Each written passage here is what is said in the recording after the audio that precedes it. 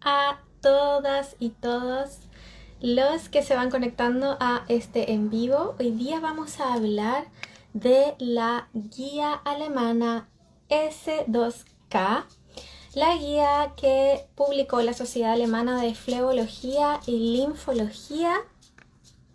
Vamos a tener invitadas, así que entonces, guía alemana de la Sociedad Alemana de Flebología y Linfología. Vamos a estar con dos invitadas para poder hablar sobre esta guía. Vamos a estar con Lita Pérez, kinesióloga, y con la doctora María Elsa Calderón. Hola, Lola. Hola, ¿cómo estás? Bien, bien, bienvenida. Muchas gracias. Gracias por la invitación. De nada, felices de poder actualizarnos un poquito de conocimiento con ustedes, que son unas secas. Muchas Todavía no veo a la gracias. doctora conectada, sí, para Mire, poder invitarla. estaba en pabellón, pero se va a conectar. Tú la ibas a invitar, ¿no es cierto? Sí, apenas la veamos conectada, ahí la voy a invitar. Sí, sí, sí. Ella ya sabe que lo tenía que aceptar. Ya, súper. Entonces, bueno, estaba introduciendo, hoy día vamos a hablar sobre la guía S2K, publicada por la Sociedad Alemana de Flebología y Linfología. Esta es en total la quinta versión que ha publicado la Sociedad Alemana de Flebología y Linfología, ya que la primera fue en 1998 y en enero de este año publicó su última actualización que nos trae muchísimo cosas nuevas, datos nuevos sobre diagnóstico, sobre tratamiento, sobre seguimiento de pacientes con lipedema. Así que nos interesa mucho poder conversar sobre este tema y para eso nos acompaña Leda Pérez, kinesióloga especialista en Gracias. nuestra patología, así que bienvenida Gracias, y gracias. cuéntanos, empecemos al tiro hablando qué hay de nuevo en esta guía, qué es lo que nos puedes contar. Bueno, la verdad que tú sabes que trabajo con harta gente en distintas partes del mundo. Tengo la suerte de poder participar en España, en Brasil, en México, en Argentina, conozco gente y siempre estamos conversando sobre esto.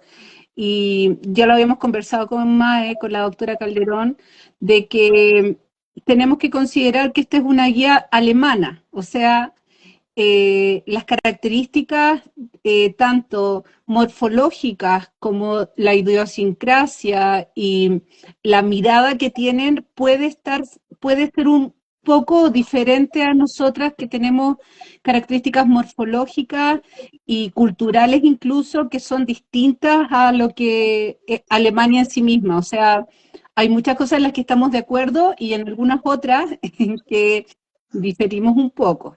O sea, tenemos algunos pensamientos que nos da un poco la experiencia de ver a diario muchos pacientes. Y la verdad que sí, de hecho, la doctora Calderón, que ya va a estar por contactarse, ella se formó en Alemania y hemos conversado, yo me formé en España, entonces en Europa hay una realidad que puede eventualmente ser distinta desde muchos aspectos. Entonces, efectivamente hay puntos que a mí me parecen muy buenos, como eh, que yo... Ahí está.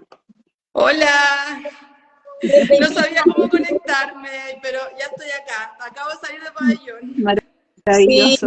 bienvenida, bienvenida. Bueno, la doctora María Elsa Calderón trabaja a la par con Leda Pérez en la clínica Wally PDMA, así que bienvenida. Estamos aquí hablando un poquito de la actualización de la guía S2K de la Sociedad de Flebología y Linfología Alemana. Estamos introduciendo. Gracias. Sí, por supuesto, si estaba escuchando la primera parte, así que no te interrumpo, Maravilloso. Leda, dale, No, no, sigue no. contando de O la Maravilla. sea, guía. lo que les estaba comentando, que nosotros habíamos estado conversando sobre lo que estábamos un poco, no en desacuerdo, pero haciendo la puntuación o puntualizando que nuestra realidad chilena y latinoamericana tener algunas diferencias que tienen que ver con nuestras características morfológicas y culturales. No sé qué opinas tú, María Elsa. En varios sentidos, y no solo en el tema del lipedema.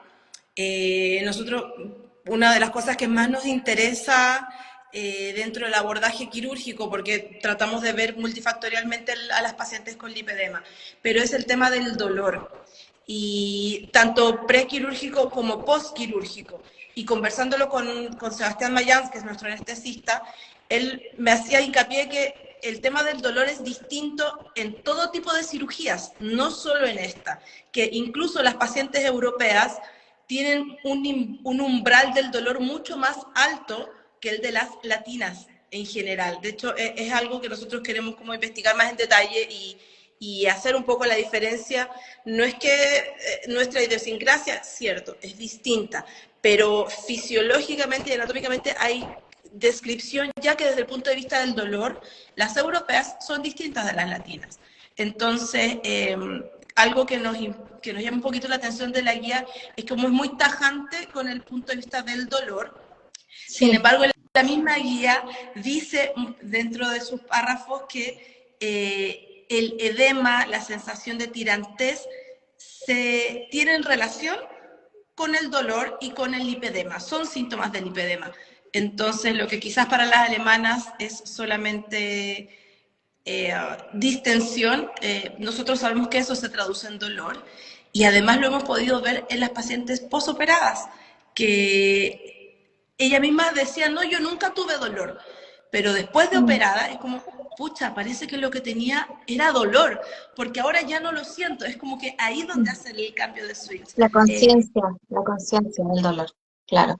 Normalizar Exacto. los síntomas. Sí, y desde el punto de vista también de tratamiento, de lo que uno evalúa para los tratamientos conservadores, es que el paciente muchas veces, y tú que eres psicóloga, sabes que de repente el dolor es multifactorial. Y tiene muchas aristas, entonces claramente el paciente a veces no tiene conciencia de dolor, porque una de las cosas que dice la guía de alemana es que el lipedema tiene que sí o sí tener dolor como el primer síntoma, el principal, pero resulta que la definición del dolor es muy subjetiva. Y muchas veces el dolor, el paciente lo considera como cansancio o no lo tiene consciente porque saca de su cabeza las piernas o los brazos porque no le gustan. Entonces no tiene conciencia, las desconectan. Entonces, desde esa mirada, a definir el lipedema, yo estoy de acuerdo en que tiene que haber dolor, pero hay que tener muy claro que el dolor no es un solo concepto. Que es un concepto que tiene muchas aristas, que tiene muchas formas de identificarse, claro. Entonces, puede ser que el paciente diga, no tengo lipedema porque no tengo dolor. Y puede ser que sí lo tenga, ¿te fijas? Porque el concepto de dolor va a ser muy distinto. Tú le preguntas a 10 personas y 10 personas te van a decir distintas definiciones de dolor, que puede ser desde lo subjetivo, claro, sí, entonces es bien no es tan específico. O aguja, o calambre, entonces, claro, es como un espectro finalmente la definición del dolor. ¿Y qué pasa con el edema? Porque también la doctora ahí habló algo recién y en la guía también sale algo sobre el edema, como ¿hay edema siempre presente el lipedema? Lo que pasa no que siempre. Es la acumulación, es la inflamación, que uno como paciente lo siente como edema. Uno trata de darle una explicación a cómo las sienten las piernas. Pacientes que me dicen que se sienten como nubes, pacientes que no es solo con la ropa, porque algunos dicen, claro, si usa ropa apretada, obvio que les va a sentir la presión. Y no, es una sensación como de distensión, que uno lo pueden llamar edema, otros lo pueden llamar inflamación, o el otro lo pueden llamar presión, pero el concepto es que esta acumulación grasa empieza a comprimir las terminaciones nerviosas. Eso es lo que hay. Y efectivamente eso se va perpetuando. Algunas terminaciones nerviosas terminan quedando como una hiperestesia cutánea y otras terminan como adormecidas. Entonces, todo este edema, el edema no siempre está. Efectivamente hay pacientes en las que sí hay una acumulación porque ya empieza a ser como obstructiva la grasa, pero depende del estadio. O después de algún mal ejercicio, pero es como una inflamación, un estado de inflamación lo que en verdad predomina y que se focaliza en las extremidades. Claro. Sí, ahora el concepto tal cual como edema en sí mismo, nosotros tenemos que aclarar si el edema es de origen venoso o es de origen linfático, porque hay un porcentaje de pacientes que son lipedema puro y hay otros pacientes que tienen lipedemas con comorbilidades, o sea, con otras enfermedades. Pero, y eso, por eso es que es tan importante que el paciente lo entienda así, o sea, lo que dice la MAE y la doctora es que, claro, hay pacientes que solo sienten presión, que a lo largo del día el pie o sea, la pierna se les hincha y les molesta, etcétera, pero muchas veces nosotras cuando el paciente llega a la consulta tenemos que definir si es que ese paciente tiene un lipedema o además tiene algún otro tipo de enfermedad. Y ahí entonces entra el tema de los exámenes que son complementarios, que no son para diagnosticar el lipedema, sino que para buscar otras enfermedades, como la insuficiencia venosa, por ejemplo. Que muchas veces están juntas, además, claro, que también están presentes, y en ese sentido las guías clínicas son súper específicas, que el diagnóstico del lipedema es un diagnóstico clínico, pero que se deben hacer los otros exámenes para descartar o certificar comorbilidades, porque además muchas de ellas las tenemos que resolver antes que la cirugía del lipedema.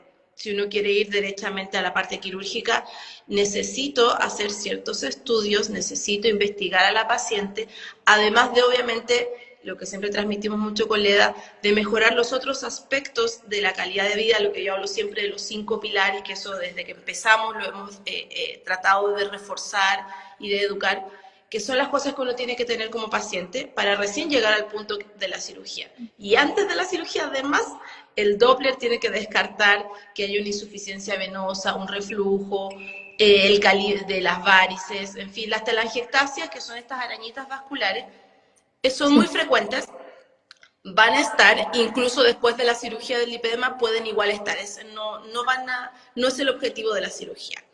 Pero la insuficiencia venosa, el reflujo, algunas veces son situaciones importantes que uno no puede entrar a operar desde el punto de vista de la cirugía del lipedema si no está regularizado el sistema venoso y es parte del estudio que hay que hacer, además del estudio linfático o de la condición basal de las pacientes, porque además muchas que son muy materas en la alimentación antiinflamatoria se me están quedando un poco anémicas.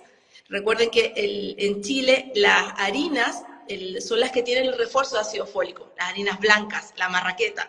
Por lo tanto, cuando siguen la alimentación antiinflamatoria y sacan las harinas blancas de la alimentación, que está bien, pudieran caer en cierto riesgo de algún déficit nutricional. Entonces son cosas que también tenemos que ir optimizando en las pacientes como parte integral del manejo del lipedema. Ahora hay algo muy, muy importante que creo que marca como un antes y un después en la guía, por lo menos para nosotras las pacientes, que es la progresividad del lipedema, ya que es algo que a nosotras a nivel emocional nos angustia mucho cuando recibimos el diagnóstico y se nos dice que es una enfermedad que es crónica y además progresiva. En el fondo, si no hago algo ahora, puedo terminar prácticamente inválida o mi calidad de vida va a empeorar en unos años y necesito actuar rápido. Pero la guía nos dice que quizás es algo relativo e individual a cada paciente. Entonces, ¿qué nos pueden decir sobre eso? O sea, yo antes que todo me gustaría decir que siempre cuando se habla de guías o de consenso, son consensos de especialistas, en este caso de la Sociedad de Flebología y Linfología de Alemania, lo que no significa que todo lo que no esté dentro de ese rango, porque ellos hablan en rango, pero si uno lee la guía hay muchas cosas que los estudios son de un N de 3 personas, o sea, no son representativos de una comunidad muy general. Nosotros calculamos en Chile, por ejemplo, alrededor de 700.000 personas, de 700.000 mujeres con lipedema. Entonces, claramente hay un rango en que tú dices, dentro de este rango es lo que más se da, pero no quiere decir que las pacientes fuera de ese rango, no van a quedar fuera de los conceptos. Entonces, en relación a lo que tú dices de la progresión, claramente, y lo hemos conversado mucho con la MAE, si el paciente está bien educado, si el paciente entiende los pilares, que es que se alimente de forma saludable, que haga ejercicio, que en el fondo se autogestione su enfermedad, lo más probable es que ese paciente no va a tener ningún tipo. A mí no me gusta hablar de progresión. Yo creo que asusta el concepto, De pero todas sí maneras. pueden haber situaciones que se van a generar cambios que quizás no son en el total, pero van a haber cambios, por ejemplo, en la piel, pueden haber cambios en otras cosas, pero no necesariamente que todo vaya a progresar como hacia algo terrible. Yo creo que hay que bajarle la presión a los pacientes, pero claramente la responsabilidad primera para que esto se mantenga bien, sano, saludable, es que el paciente esté bien educado. Para nosotros eso es la clave de todo, que entienda de qué se trata su enfermedad y pueda autogestionarla. Pero Que también la guía lo dice. es exactamente, Sí, eso es lo lo dice, que voy, que si bien la guía esa dice que es una continuidad. enfermedad progresiva, especifica que también es multifactorial y que todo se centra en que el paciente se comprometa con su manejo y su manejo de la enfermedad.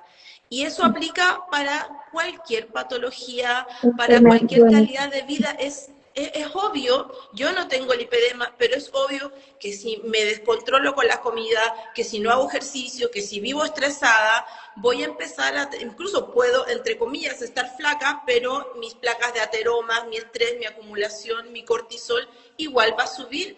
Entonces eso, yo también trato de un poco bajarles la ansiedad a las pacientes, porque es algo que muchas ya lo tienen incorporado. Y lo que sí me gusta de las guías y que quiero también transmitir es que las pacientes tienen que aprender a autogestionarse, pero también a reconocerse, porque me toca ver muchas pacientes que sin decir, les pregunto, ¿hace la alimentación antiinflamatoria? Ay, no. Bueno, ¿comes leche? No, me cae pésimo. ¿Comes pan? No, la verdad que no. Esas son pacientes que escuchan su cuerpo y que sin tener que leer una indicación médica, ellas se dan cuenta de qué cosas les hacen mal y solo las dejan de lado. Perfecto, ¿haces ejercicio? Bueno, sí me voy, algunas, no son todas, en bicicleta al trabajo, maravilloso. Vamos haciendo el checklist de los 5 pilares y ya lo tienen incorporado.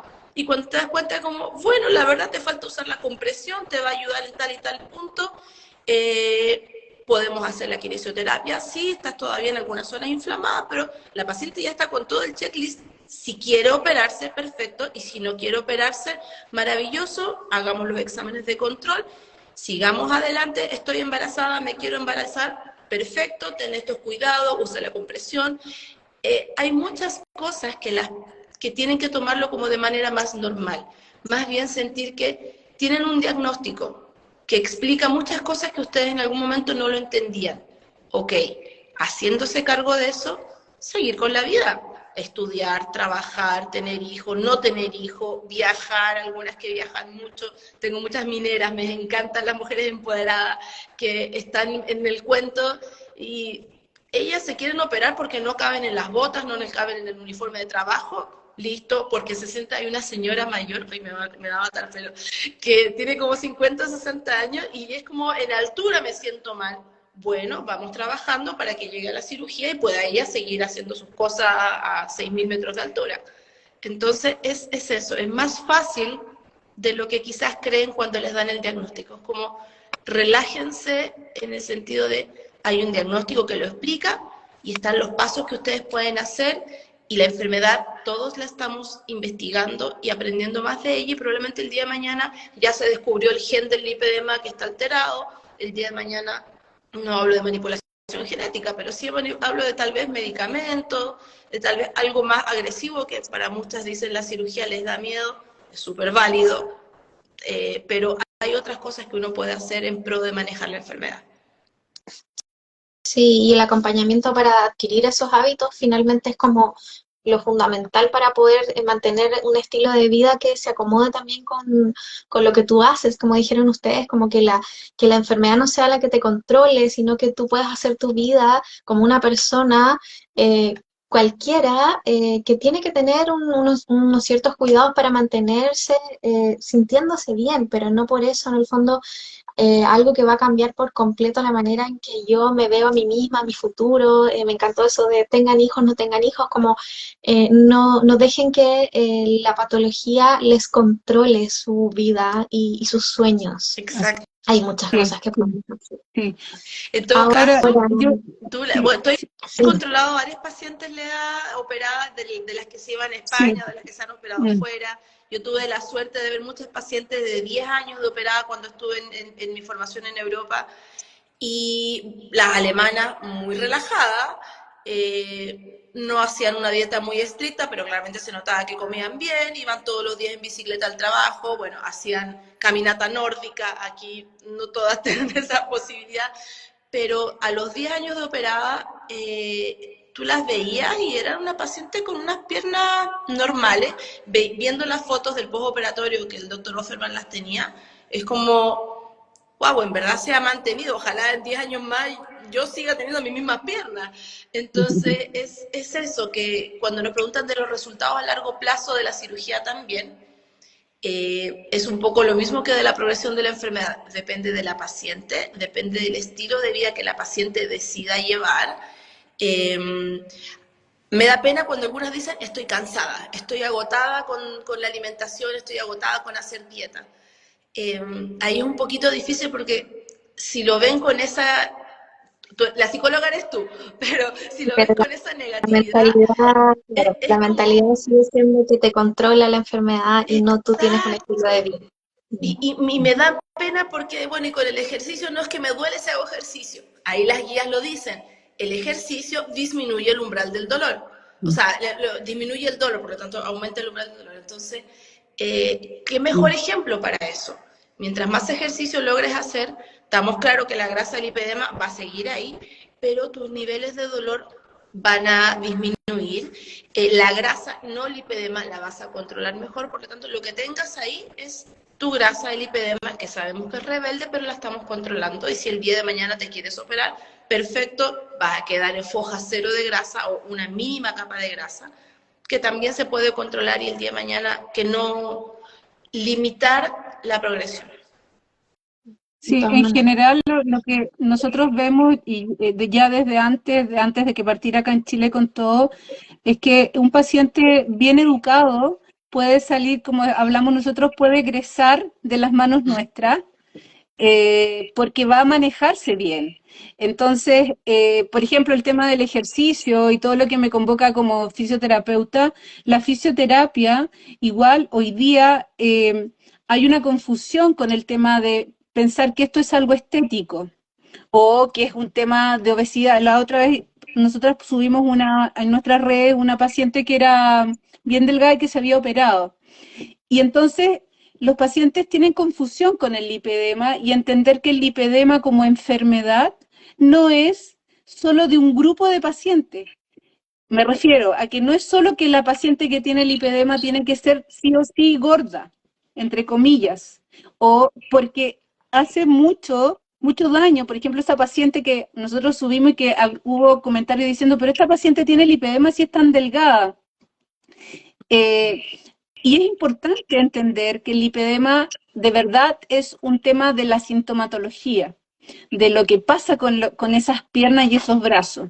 Entonces, cuando el paciente lo entiende y entiende tanto el tratamiento conservador o la cirugía, que es una cirugía de descarga, porque en el fondo estamos sacando esa grasa enferma, y nosotros tenemos todo un protocolo para trabajar pre y post, pero en el fondo es que el paciente entienda que siempre va a tener lipedema, siempre va a tener la enfermedad. Lo que no va a limitar su vida, si es que la maneja bien, es como tener hipertensión, como tener diabetes, tienes que aprender a manejarla. Y en relación a la fisio, como aparece tanta oferta desde, no sé, no quiero hablar de específico de nada, pero el masaje, voy a inventar nombre, el masaje T, la X, la Z, la W, y todos quieren hacer todo. Claramente hay que tener cuidado también con eso. Por ejemplo, lo que hablaba Mae de los ejercicios. El ejercicio debe ser con compresión, debe ser usada la compresión para hacer el ejercicio. Ahora, el tipo de compresión lo define el médico y el fisioterapeuta que tiene entrenamiento en eso.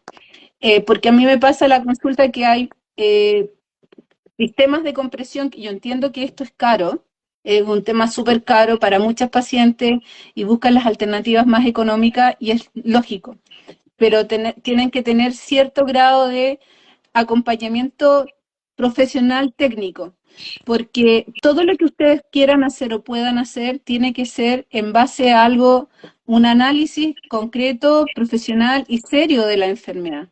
O sea, por ejemplo, ahí en las guías hablan sobre la El plataforma tipo de vibratoria, compresión, plataforma hablan sobre vibratoria. manual y especifican muy bien. Oh. Se nos ¿Ahí, pegó ahí la... me escuchan? Sí, Ahí me pegué. sí. Ahí sí. Hablan sobre el drenaje linfático manual, pero lo especifican. Y se llama drenaje linfático manual. Es decir, es para corto de más. Se Claro, cortó la- bueno, siguiendo las palabras de Lea, es uno de los tratamientos del drenaje linfático, no es exclusivo y solamente beneficia a algunas pacientes. Ahí te quedaste entre la plataforma vibratoria y el drenaje linfático. ¿Qué compresión? Uy, Leda, te perdimos. Aquí estoy. ¿Me reciben? Ahora estoy. Sí, sí, sí, te Sí, sí, escuchamos sí. ahora. Sí, disculpa, no sé hasta dónde llegué. Ya, estabas hablando de la plataforma vibratoria, que ahí yo también me Sí, interesa. Dale. sí, Sí, lo que pasa dale. es que el tema del dolor acá es la clave. Entonces, lo primero que hay que tener claro es qué es el dolor. Como es tan subjetivo y depende de tantos factores, es multifactorial, tenemos que llegar a entender si ese paciente tiene o no dolor. A nosotros nos pasa mucho que el paciente te dice, no, no tengo dolor, pero físicamente la pierna es una pierna de lipedema, así de libro. Y cuando se le empieza a hacer la terapia, empieza a decir, sabes que yo ahora siento lo que no sentía antes. Y es porque empiezan a conectarse con sus piernas. Pero ya después, definido el dolor, uno tiene distintas armas terapéuticas. Y las armas terapéuticas lo que buscan, claramente, incluida la cirugía, es que el paciente tenga una mejor calidad de vida. Lógicamente, hay un porcentaje de esos pacientes que no se van a poder operar por distintas razones, o no se van a poder hacer tratamiento conservador porque o es muy caro para ellos, o etcétera, o viven fuera de Santiago, etcétera. Pero acá lo importante es entender que hay elementos de la fisioterapia que pueden ayudarnos y que pueden optar.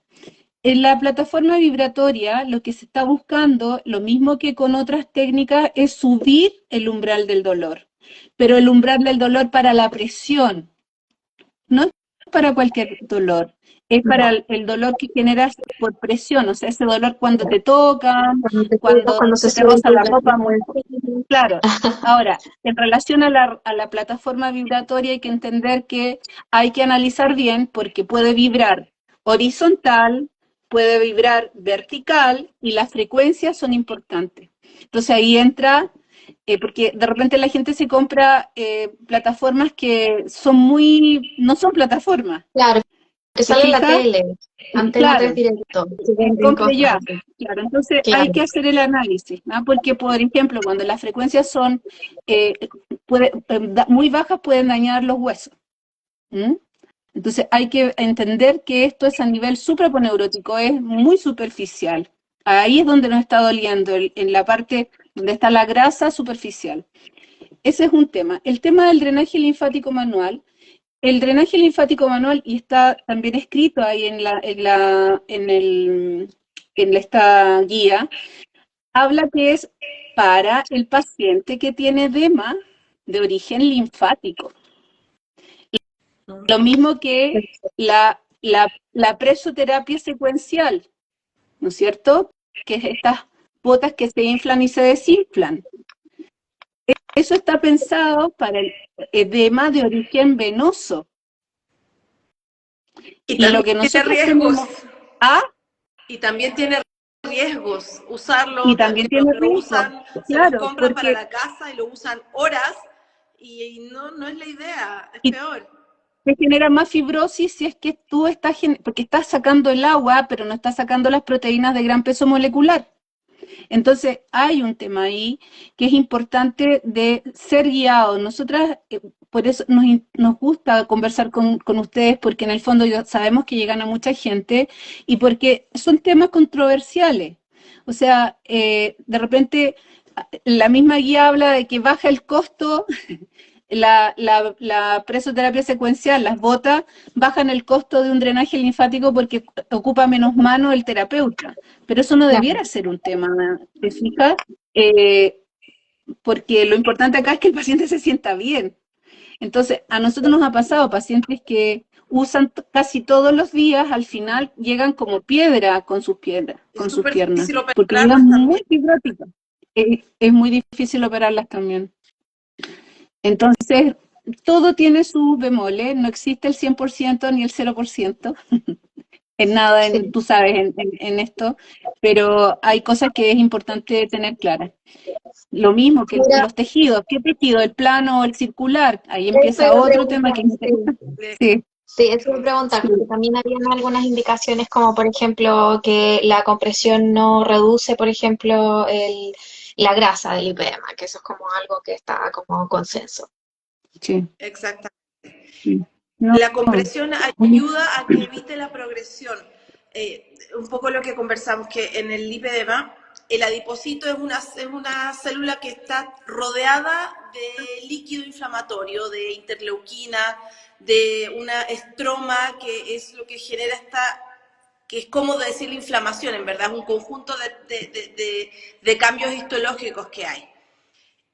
Y que mientras más fricción hay, el adipocito se siente agredido y crece en tamaño y se multiplica, que es eso que también es lo que hace la diferencia con un paciente sin lipedema, que en las pacientes con lipedema las células de grasa se multiplican, por lo tanto la fricción, esta agresión que puede recibir el adipocito hace que a la larga efectivamente hayan más células de grasa versus una paciente que no. Entonces, la compresión ayuda a que mientras tú haces el ejercicio, esta célula grasa esté como contenida y la compresión les ayuda en el manejo del dolor. El tema es que se aprendan a usarlo. Muchas pacientes me vienen a ver diciéndonos que la usé un día y no la toleré. Porque claro, es una compresión que o es mucha presión para lo que ella necesita, o la puso mal, o efectivamente Sí. intentó usarla 24 horas, nadie puede. No, Efectivamente uno tiene que hay partir que de ir de manera a poquito. progresiva. Sí. Nosotros en los quemados usamos mucho la compresión, la necesitan también, pero uno no puede indicarlas 24 horas al tiro. Partimos 4 horas, después 6 horas por día, después 4 horas en la mañana, 4 horas en la tarde, y de a poco vamos llegando a usarla a tiempo completo. Y al final las pacientes se dan cuenta que efectivamente les duele menos, se Ya mueven mejor. mejor, este roce al caminar entre las piernas es mucho menor y se dan cuenta de los beneficios de la compresión, Y en que es ese parte de sentido los conservadores.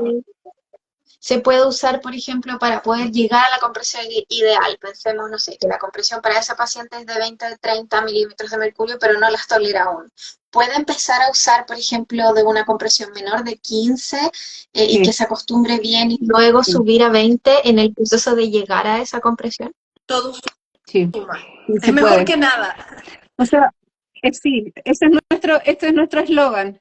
Mejor algo que nada, porque la paciente se lo saca y no se la pone, o anda de repente, yo les digo, cómprate unas calcetas de compresión, porque si en la mañana te levantaste muy rápido y no te alcanzaste a poner la calza, porque también es difícil ponérsela, por lo menos ponte la compresión en las pantorrillas, donde están las bombas impulso-aspirativas. Entonces, es importante que el paciente entienda que tampoco entran, con nosotras no entran a una cosa así como el látigo. Es que Muy tienes, no, drástico, que de un día es de para a otro, mi poco, vida vas a es con perder. cariño, es lento, las vamos guiando. De repente hay materiales que son más suaves, otros que son más duros.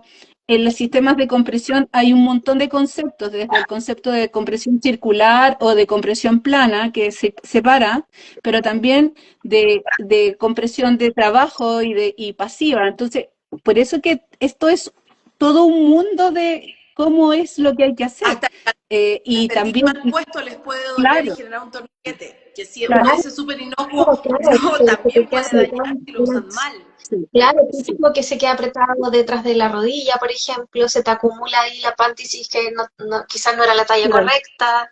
así es. Por eso que hay que medirla y es más fácil comprarla con la medición. Lo que pasa es que nosotros acá en Chile tenemos pocos lugares donde te toman la medida, te miden el largo, te miden el perímetro.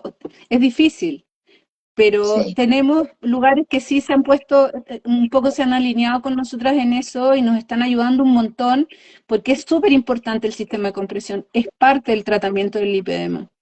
sí. Y la verdad que también es parte de que el paciente se adhiera al tratamiento.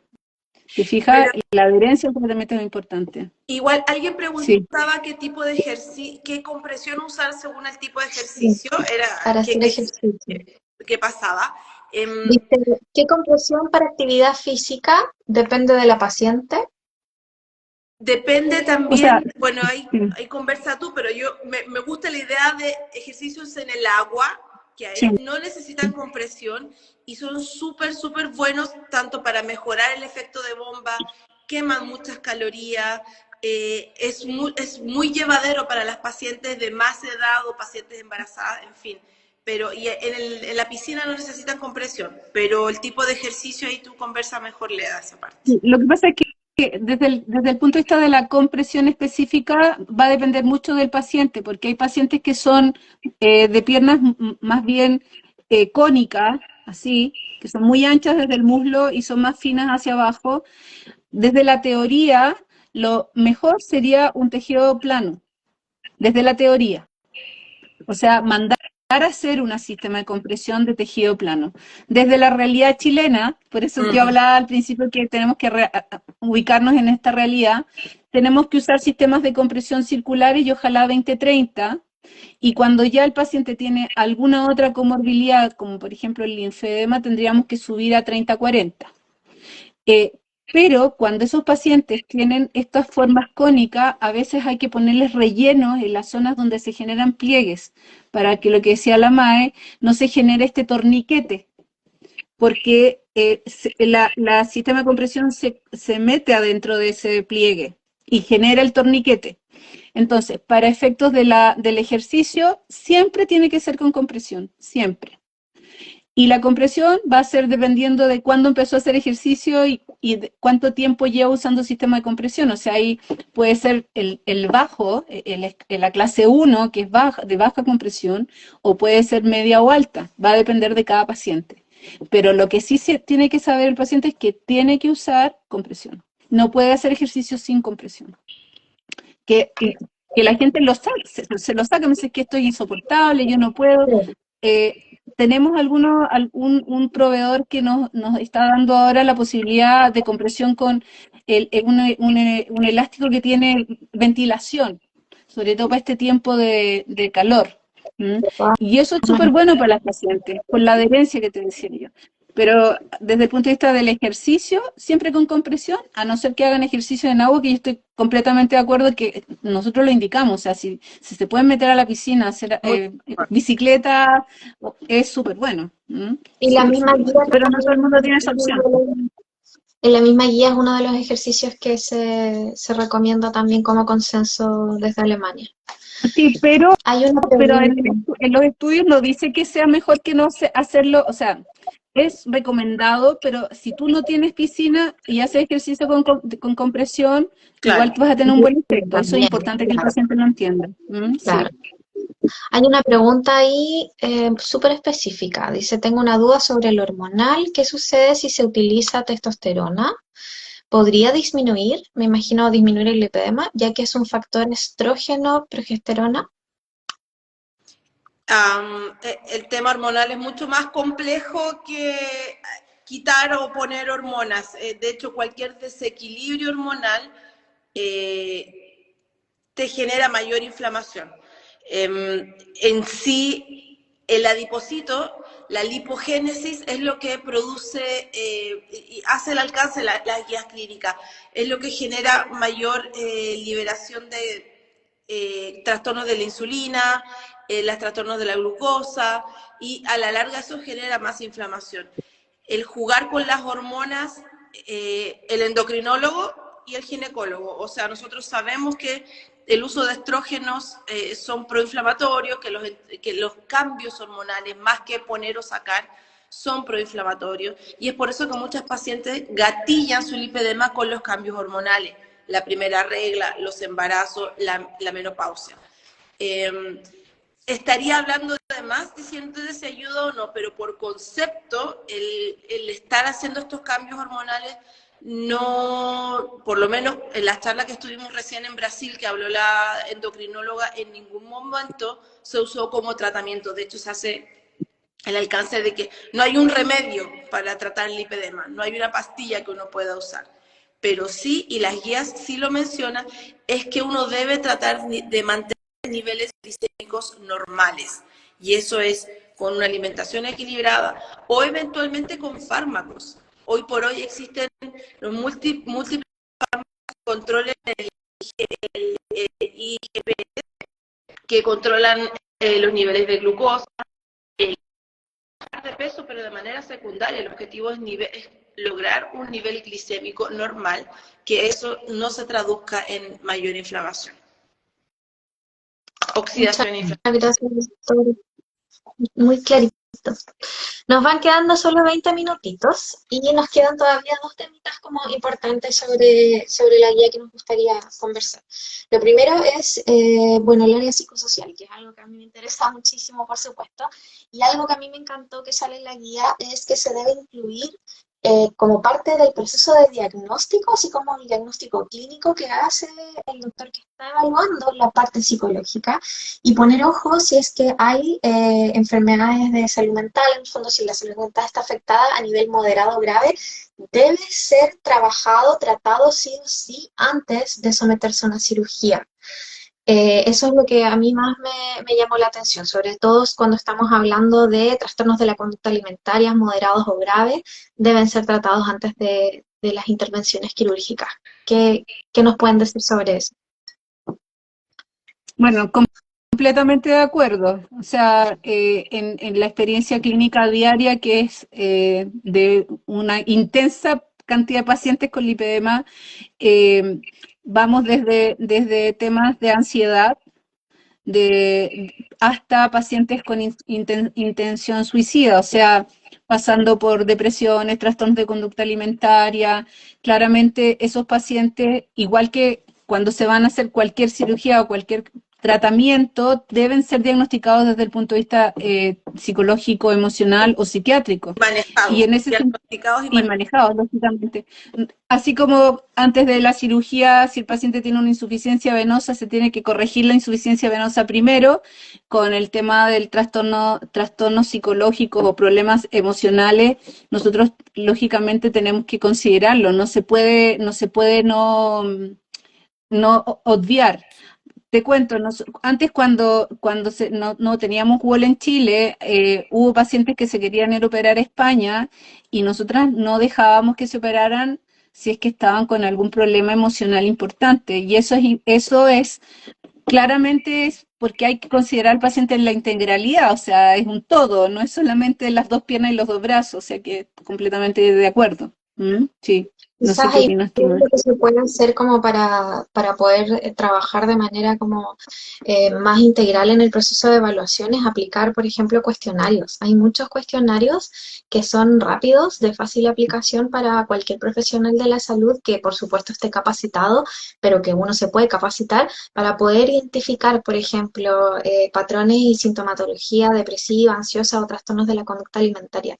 De hecho, hay cuestionarios que son parte como de la pesquisa que se hace antes de las cirugías bariátricas, que es muy efectivo de poder indagar si es que hay sintomatología que esté en moderado a grave, poder inmediatamente intervenir en ese proceso de diagnóstico, de proceso de preparación a cirugía.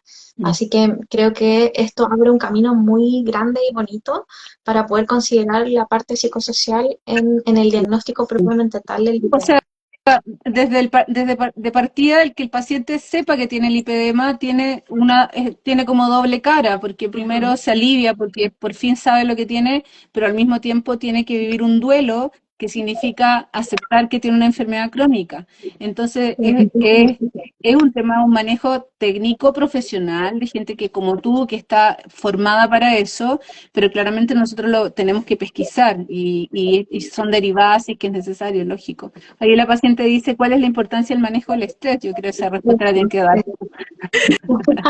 O Sí, sea, claro. es fundamental. Claramente las pacientes lo Claro, claro. sienten que cuando han pasado periodos de estrés se inflaman enteras y lo notan en las piernas y muchas dicen, no, no es tanto el peso, como que no me cambió el peso, pero ya no me cabe mi ropa, no puedo usar las mismas cosas. Muchas pacientes que están estudiando en su etapa universitaria, periodo de fin de año, eh, quieren operarse, dice, pero son las que son conscientes como, pero me siento demasiado hinchada y pese a que estoy haciendo todo lo que tengo que hacer, claro, hacen la alimentación, hacen ejercicio, estudian, se trasnochan, se estresan, todos estos factores son contraproducentes y te generan mayor edema secundario, mayor acumulación de inflamación. En verdad, lo importante es poder hacer un buen diagnóstico.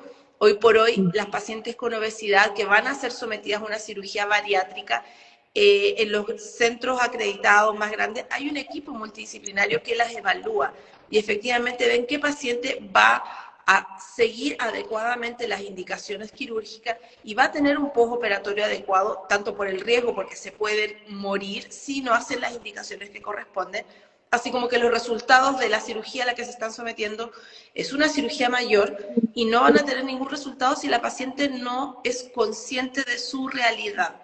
En el lipedema, en cierto punto, Es estamos igual en muy pañales parecido. todavía. Por lo tanto, Mm. nos encantaría poder tener como todo este checklist, además de especialidades, de profesionales y del acompañamiento que cada paciente necesita, porque así como una necesita una terapia quirúrgica, un manejo kinésico, tal vez no, no todas las pacientes y algunas sí necesitan un manejo psicológico, un apoyo psiquiátrico también, regular medicamentos. Cada paciente es distinta y uno no puede tratar de pensar que con un manejo, un pincelazo, voy a hacer con todas lo mismo. Eso es un error y como paciente también tienen que darse cuenta de que empezar a conectarse consigo misma y darse cuenta de qué cosas quizás no los están haciendo, quizás buscar ayuda que de manera Sí. individual se necesita también. Y que es un proceso en el fondo. Todo eso mismo también es un proceso, aprender a conocer su cuerpo, escucharlo, saber qué me hace bien, qué no, en qué estado estoy, de mi estrés, si estoy consciente de que vivo estrés o no. Hay muchos pacientes que no se dan cuenta cuando el cuerpo habla, cuando el cuerpo está inflamado, pero no cuando antes, en el fondo.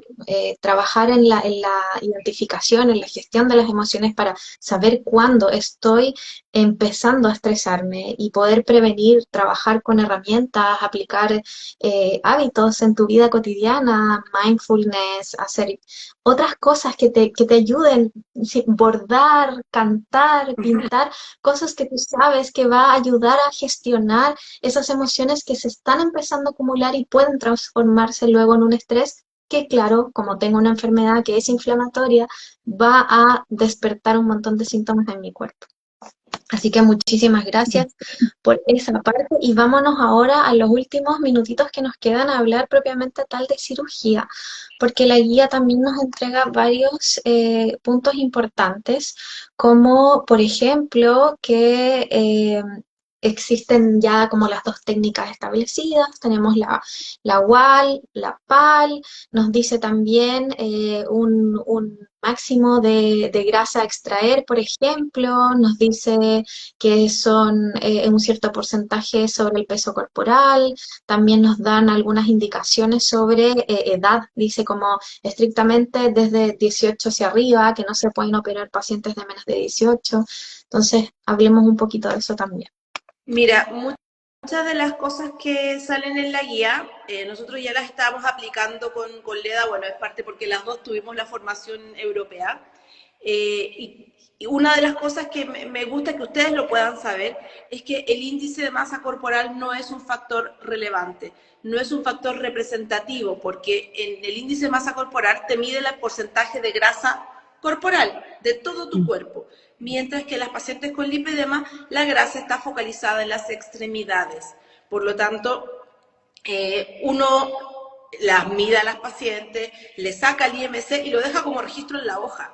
Pero en el fondo lo que usamos para definir qué paciente puede ir en línea directa hacia la cirugía y qué paciente necesitamos trabajar otras cosas antes es la relación cintura-talla, porque según las guías son bien específicas en que el lipedema no se acumula en la circunferencia abdominal. Y nosotros lo sabemos, en la grasa visceral, la grasa que está por dentro de la guatita, esa es la grasa de tu mala alimentación o de un desorden de que tú no estás pudiendo manejar el tipo de comida que tienes, por lo tanto se te acumula en el abdomen y va por dentro y por fuera, no son solamente los rollos para la cintura. Por eso es que la circunferencia abdominal es una de las medidas y la talla son las medidas que te dicen si ahí no interfiere el lipedema. Por lo tanto, si hay una relación de cintura-talla menor a 0,5, claramente tu talla y tu cintura están bien, por lo tanto toda la grasa que tienes está en las extremidades. Si estás como en el límite, en 0,5, un poco más, un poco menos, normalmente avanzamos con el programa quirúrgico educando a la paciente porque por lo menos nosotros tenemos un programa quirúrgico que es de tantos meses según si es una, dos o tres cirugías. Por lo tanto, la paciente se va educando, además en ese proceso, muchas se ponen las pilas y llegan con el peso adecuado a la cirugía. Pierden el peso que sí se puede perder, pierden el peso de circunferencia abdominal y eso lo ven en la cara, en las mamas, en la cintura. Pacientes que tienen una relación cintura-talla por sobre 0,6 significa que además del lipedema tienen un cierto grado de obesidad. Y eso es lo que tienen que mejorar, porque la grasa ya no está solamente en sus piernas, está en sus arterias, en su corazón, alrededor de su intestino, y eso significa un gasto metabólico muy alto, y en la cirugía, son 3, 4 horas, a veces más de cirugía, es una maratón que lo hace correr a un corazón que no está preparado para eso. Y ahí es donde es el riesgo de una cirugía en una paciente que no está en las condiciones adecuadas. En la guía habla además de que hacen como una cirugía crítica en las pacientes que están en un IMC sobre 40 o Sí, están sobre en 40. una talla sobre 6. Y es porque ahí esas pacientes ya tienen un grado de obesidad y lipedema tan avanzado que su calidad de vida no les permite hacer nada. Y eso lo hemos visto, y son las pacientes con un lipedema ya estadio 3, en que no se pueden mover porque el peso de las piernas es mucho y como han tenido tanto reposo porque no se pueden mover, tienen una masa muscular ínfima. Es casi que es mayor porcentaje de grasa que de músculo. Por lo tanto, son casi cirugías de aseo en que tú, o descarga, como dijo Leda, bajas el volumen netamente reconstructivo. Esto bajas el volumen pensando en que la paciente tenga una mejor calidad de vida para que pueda recién empezar a hacer ejercicio. Y en un segundo tiempo vamos pensando en si quedaron colgajos, si hay que hacer un lifting, si hay que pulir más zonas de grasa, pero porque ahí el concepto ya es otro. Es que las pacientes literalmente se están quedando postradas. Sí.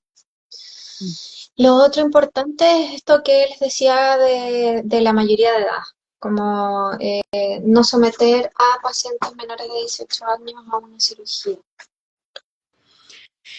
Mira, eso aplica a todas las cirugías. Hoy por hoy nos operan pacientes menos de 18 años de una reducción mamaria, de una herida, de una apendicitis, todas tienen que ser mayor de edad. ¿Qué es lo importante desde el punto de vista de la cirugía del lipedema en menores de 18 años? Son pacientitas que están todavía con muchas desórdenes hormonales, pero que además tienen que aprender a regular estos aspectos también. En general, quizás ya hablo de la experiencia que quizás puede ser no tanto en ver pacientes pediátricos, que hay un diagnóstico tardío, o que hay pacientitas que tienen, que a pesar de tener 15 años, 16 años, además del lipedema, tienen obesidad. Por lo tanto, es una cirugía invasiva, es una cirugía que es agresiva. Además, es una paciente que está todavía madurando los cambios de la adolescencia. Es demasiado para poder procesar lo que significa la cirugía y más aún para mantener los resultados. En ello tenemos que hacer un trabajo de familia.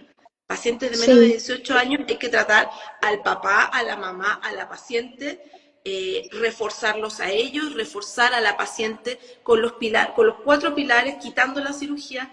Son pacientes que van a mejorar su calidad de vida y van a prevenir que esto siga avanzando. De todas maneras. Yo tengo más pequeñitas, yo he visto muy pocas. Yo he visto hartas niñitas, sí. Adolescentes. Y llegan porque la mamá es la que está pendiente, o porque la mamá tiene lipedema. Entonces, la mamá dice, quizás mi hija va a tener lipedema. Entonces, por eso que es tan interesante que los niños, especialmente las niñas, tengan a alguien que las esté guiando. O sea, hay mamás que tienen, o sea, hay hijas que tienen una suerte increíble con estas mamás que son súper preocupadas, pero también tenemos, y seguramente a ti te ha tocado, pacientes que las mamás son el elemento disruptor que las hace estar mucho, las complica, porque las estresa porque quiere que sean delgadas. Entonces, yo creo que el trabajo a nivel de los niños es muy importante. La cirugía es el último peldaño, el último eslabón, pero claramente ahí hay un trabajo previo, y como decía la Mae, el trabajo en la familia es súper importante, y no solamente en la familia, también en el entorno en el colegio, los profesores, el profesor de educación física. Hay una serie de elementos que uno, o sea, nosotras de repente con la Mae decimos, hay tanto que hacer, hay tantas cosas que tenemos que abordar.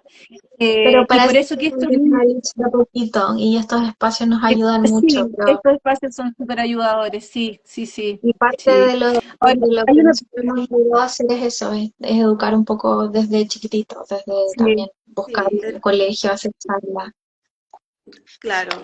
Hay una paciente que dice... no alcanzé a leerla. Sí, que dice que se alimenta bien. Mira, el concepto de la alimentación bien, no sé quién es la persona porque no alcanzo a darme cuenta. Muchas veces sí, mi IMC de 40, sobre 40, que se alimenta 80% bien, perfecto, me muevo mucho y así todo no bajo. Bueno, es que probablemente tu IMC sobre 40 está centrado en toda la grasa de tu lipedema, y probablemente si hacemos esta relación cintura-talla, se ve que el resto de tu organismo está bien y que toda la grasa está en las piernas. Por lo tanto, siguiendo el resto de los pilares, podría ser una buena candidata a cirugía. Obviamente hay que evaluarla, es difícil verlo así con el mensaje, pero también claro, baja la masa crítica de grasa, pero tiene que seguir haciendo esas mismas cosas todavía. Hay que verte. Ahora, el concepto de me alimento bien hay que evaluarlo. También.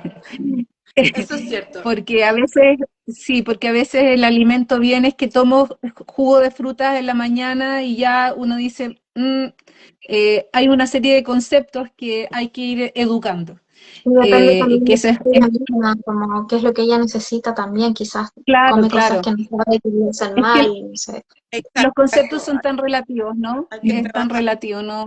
trabajar con eso. También Mm. hay más comentarios, dice, tengo lipedema, mi hija tiene 18, también lo tiene, ya tiene síntomas. Bueno, es importante entonces hacer la evaluación con ella. El Y diagnóstico tratar precoz estos es otros muy temas también. importante.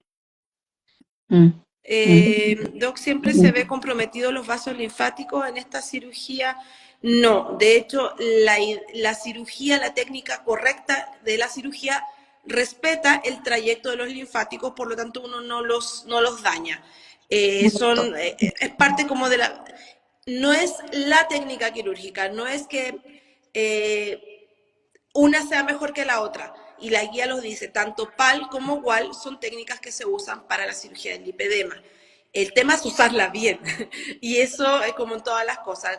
Con una correcta técnica quirúrgica, uno no daña ninguna estructura. Es por eso que a mí me gusta la WAL, pero por un tema de que ya la fisiopatología de cómo funciona la WAL, creo que me los protege además.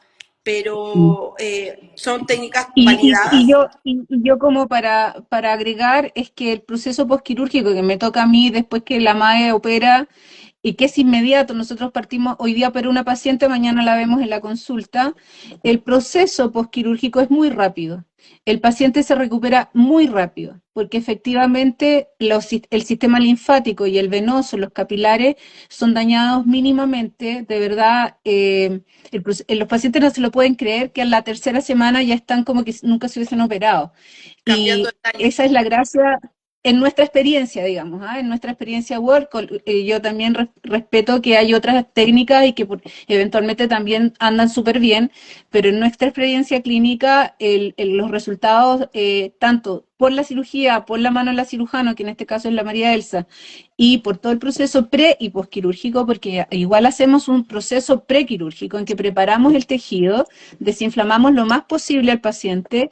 El proceso postquirúrgico es muy eficiente y anda muy bien en nuestra experiencia clínica, pero tiene que ver mucho con que no hay un daño importante de los capilares, tanto linfáticos como de los venosos.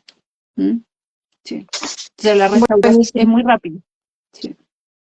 Ya, chiquillas, muchísimas gracias. Vamos a empezar a cerrar porque ya nos llegó la hora. Estuvo muy, muy educativo. Muchísimas gracias, como siempre, por el apoyo que siempre nos entregan, la motivación. Les decimos, queremos hacer esto, vamos al tiro las dos. Así que muchísimas gracias, porque nuestra comunidad de pacientes, todas necesitamos mucho de seguir educándonos, seguir aprendiendo y qué mejor hacerlo con profesionales tan dedicadas, tan estudiadas también, así que agradecerles la presencia, ya nos veremos en una próxima ocasión, por supuesto, que tengan una linda noche y eso, nos estamos viendo, muchas, muchas gracias. Gracias Muchas a gracias ustedes. a ustedes, gracias por la invitación. Aquí saliendo de Gracias. pabellón logré enchufarme y por supuesto lo que necesiten, estamos encantadas de recibirles y poderlas ver cuando se pueda, como se puede decir, no vía live, estaremos aquí para ustedes. Listo, Bueno, buenas gracias. noches. Buenas Gracias, noches. Leda, gracias, Chao. Elsa. Beso Chao, a todas. Chao. chao. Muchas gracias.